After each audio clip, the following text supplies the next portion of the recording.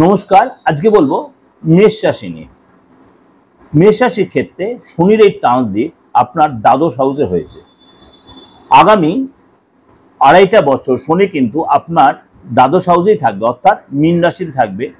সেখানেই শনি কখনো উদয় হবে, কখনো অস্ত হবে, কখনো মার্গী হবে, কখনো বক্রী হবে।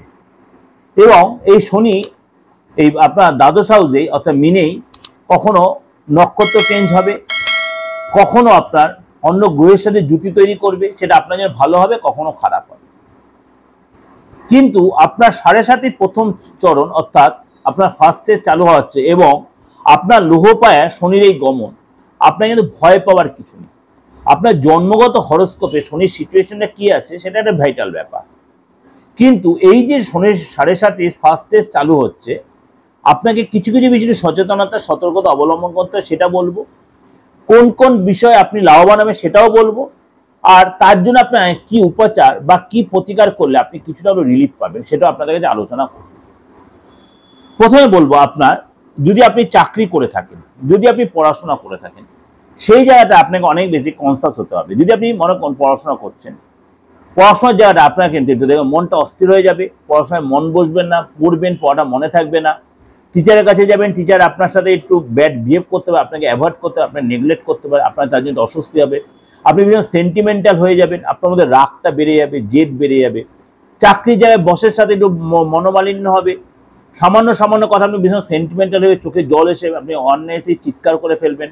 আপনি যদি ফ্যামিলি ম্যান হন, আপনি বিবাহিত পুরুষ বা মহিলা যেই হন, দেখবেন বিনা কারণে আপনি চিৎকার করে ফেলছেন, কোনো কাজ হতে গিয়ে ভীষণ বাধার সম্মুখীন হচ্ছেন, বা দেখা গেল আপনার একাধিকবার সরকারি কোনো কাজে দৌড়ঝাঁপ করতে হচ্ছে, ব্যাংকে যেতে হচ্ছে, ব্যাংকের কোনো কাজ একসাথে সাকসেস হচ্ছে না, কোনো ট্রানজ্যাকশন করতে গিয়ে আপনি আটকে যাচ্ছেন। এইসব জিনিসগুলো কিন্তু আপনাকে একটু একটু সাফার করতে হবে।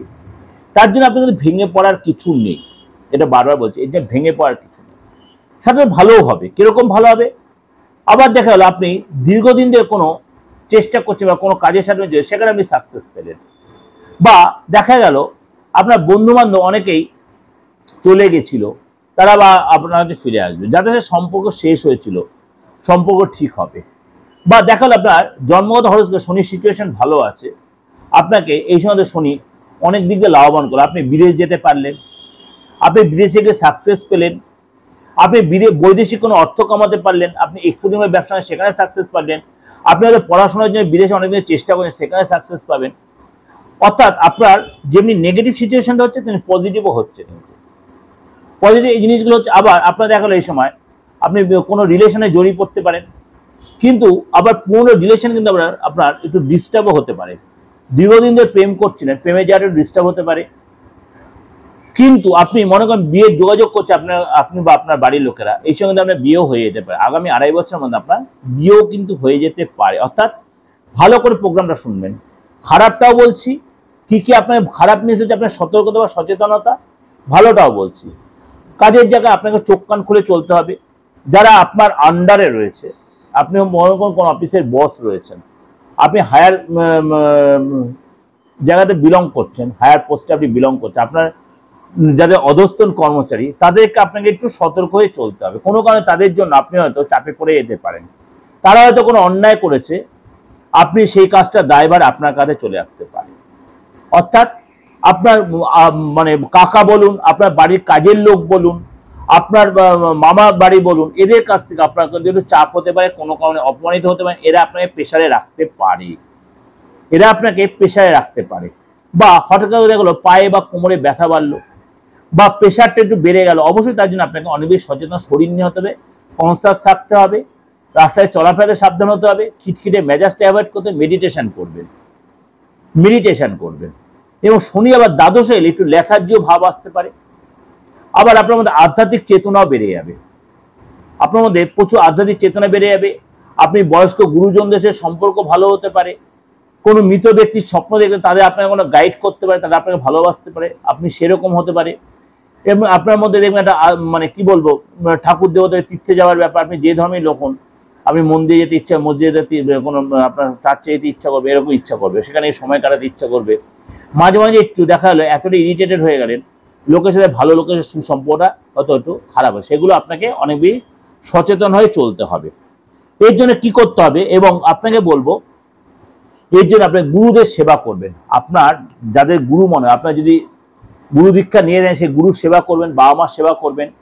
আপনি যদি কোনো বাড়ির ওয়াইফ বা আপনি কোনো বাড়ির যদি আপনি বউ হয়ে থাকেন, তাদের সেখানে যে আপনার শ্বশুর শাশুড়ি তাদেরকে সেবা করবেন। আপনার যে গুরু আছে, যাকে আমি গুরু বলে আপনি সম্মান করেন, তাকে আপনি সেবা করবেন। আপনি যখন পুরুষ মানুষ হয়, আপনার বসের সেবা করার চেষ্টা, বসের কথা শোনার চেষ্টা, বস যে কথাগুলো বলছে, কথাটা মানুন না মানুন, সে কথাটা ভালো করে শুনবেন, তার কথা তর্কটা অ্যাভয়েড করতে হবে আপনাকে। মেষ রাশি লোককে একটাই কথা বলবো আপনাকে, এই সময় যত পারবেন কম তর্ক করবেন, যত পারবেন ধীর স্থিরে কথা বলেন, আর তাড়াহুড়া করে কোনো ডিসিশন বা স্টেপ নেবেন না। ব্যাংকের কাজগুলো, সরকারি ট্রানজাকশন, এগুলো খুব ধীর সুস্থে আস্তে আস্তে 5 বার দেখে তারপরে আপনি সেখানে ট্রানজাকশন করবেন। এবং আপনাকে গুরু সেবা করবেন, চেষ্টা করুন ভোরবেলা উঠতে। শনিবার নিরামিষ আহার করেন, শনিবার খুব সাত্ত্বিকভাবে থাকবেন, পরিষ্কার পরিচ্ছন্ন থাকবেন, বাসি জামা কাপড় সকালে ছেড়ে ফেলবেন। এবং মাঝে মাঝে প্রতিদিন করবেন না, অবশ্যই স্নানের জলে শনিবার করে তিল দিয়ে স্নান করবেন, কালো তিল মিশিয়ে স্নান করবেন। এবং আপনার বাড়ির যে টয়লেটটা অবশ্যই পরিষ্কার রাখবেন, এবং সেটা যেন একদম দুর্গন্ধ না ছড়ায়। তার জন্য কি করবেন, অবশ্যই সেখানে কোনো সুগন্ধ জিনিস বা অবশ্যই সেখানে আপনি ফিটকিরি দিয়ে রাখবেন কোনো জায়গায়, সেটা শনিবার করে চেঞ্জ করবেন, সেটা আপনার জন্য অনেক বেটার হবে। যদি করতে পারেন আপনি, সেটা আপনার জন্য যথেষ্ট। এবং শনিবারটা আপনি মেন্টালি কোনো লোহার জিনিস, কোনো আপনি নুন বা আপনার মনে হয় সরষার তেল, এগুলো কিন্তু কিনবেন না। সেদিন সরষার তেল, নুন, লোহার জিনিস এগুলো কিনবেন না, বরং সেগুলো সঙ্গে কাউকে দান করতে পারেন। বা কালো উড়ুদ ডাল কিনবেন না, এগুলো দান করতে পারেন। আপনার সাধ্যে যদি পোষায়, তাহলে সেদিন কাউকে কিছু খাবার বা বস্ত্র দান করতে পারেন শনিবার, সেগুলো আপনার জন্য ভালো। যদি না হয়, আপনি কোনো প্রবাহিত জলে গিয়ে একটু আপনি তিল ফেলে আসুন, প্রবাহিত জলে গিয়ে আপনি কালো বিউলির ডাল ফেলে দিয়ে আসুন, আপনি মাঝে মাঝে কাঠকয়লা ফেলে আসুন, আপনার জন্য অনেকটাই আপনি এখানে বেরিয়ে আসতে পারবেন মেষ রাশি জাতক। ওভারঅল আপনাকে প্রেজেন্ট করলাম, অবশ্যই ভালো লাগবে। ভালো হলে অবশ্যই লাইক করে সাবস্ক্রাইব করে নোটিফিকেশনটা অন করবেন, যতবার লোকে শেয়ার করবেন। আর আমার সাথে যোগাযোগ করতে হলে অবশ্যই আমার বুকিং ফোন করে, যে কোনো ডেস্কে রয়েছে 8910973325, 9433960106। নমস্কার, ভালো থাকবেন।